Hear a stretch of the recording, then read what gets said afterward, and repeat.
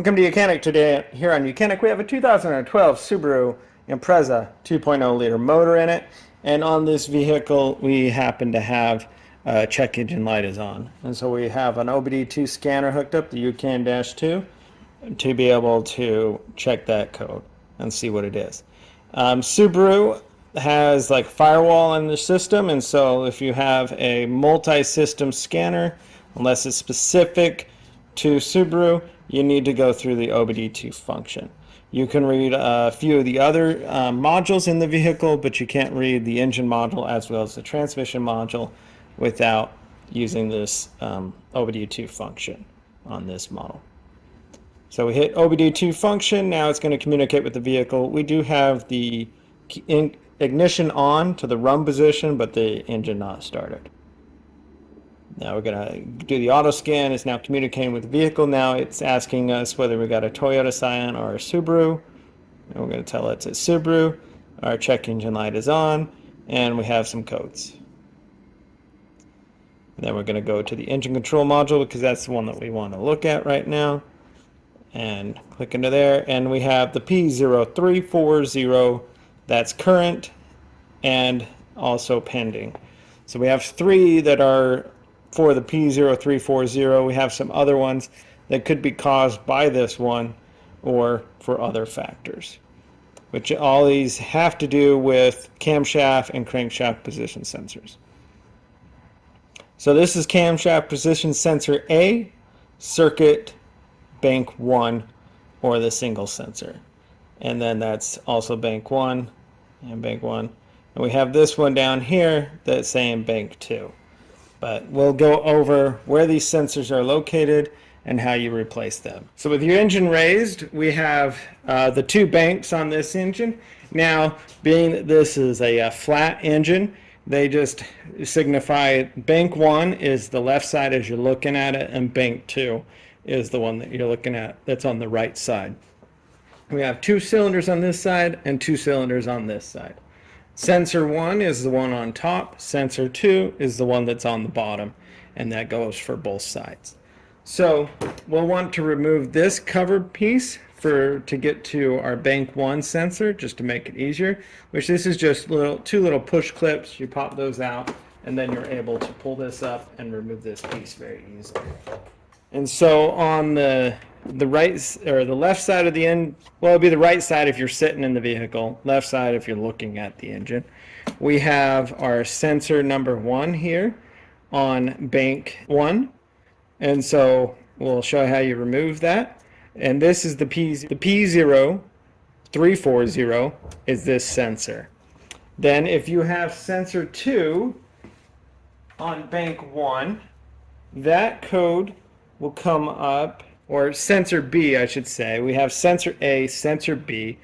The bottom one is going to be a P0365, and that would be your sensor B on bank 1.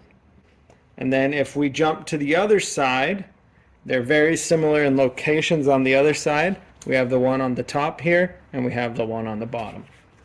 And so we'll take a look at that real fast. Over here we have the same thing, and this is sensor A and sensor B on the bottom. And so if you have P0345, sensor A on the bank 2, that would be this top sensor. And then if you have the P0390, that is your sensor B on bank 2. Those are the codes you can get. You might have some that might be a little different just depending on what your scanner uses. But they are the cam position sensors.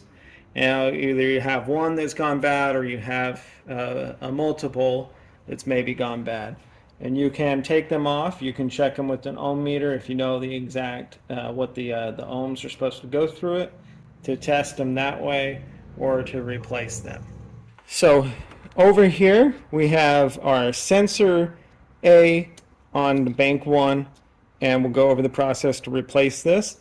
The same process for all of them if you're going to replace them all. And then, drive the car, see if anything comes back on.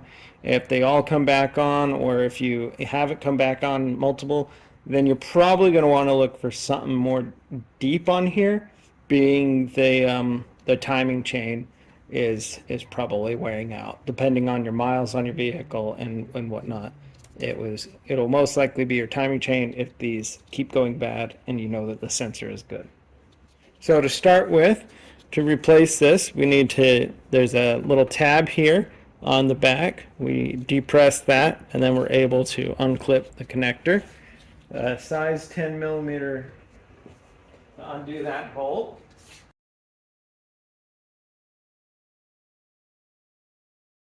And then we just loosen this bolt to remove it.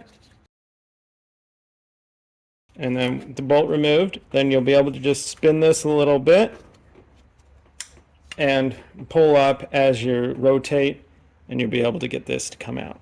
And so then you would take your new sensor and be able to put a little bit of lubricant on it to make it slide in a bit easier, and then be able to just position it and get it to slide in there without pinching your O-ring that causes the seal so the oil doesn't leak out or contaminants don't get in.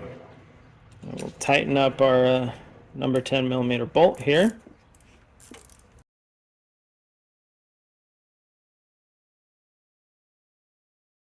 Nothing more than basically snug to keep this in here.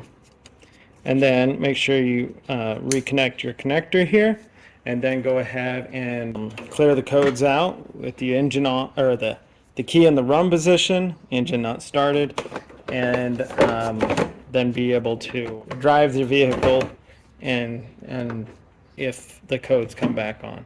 Like I said, if they do come back on and say you've replaced 1, 2, or all 4 of them, and they continue to come back on, you most likely have a bigger problem that would be a timing chain would need to be replaced. Thanks for watching YOUCANIC, where you can be the mechanic.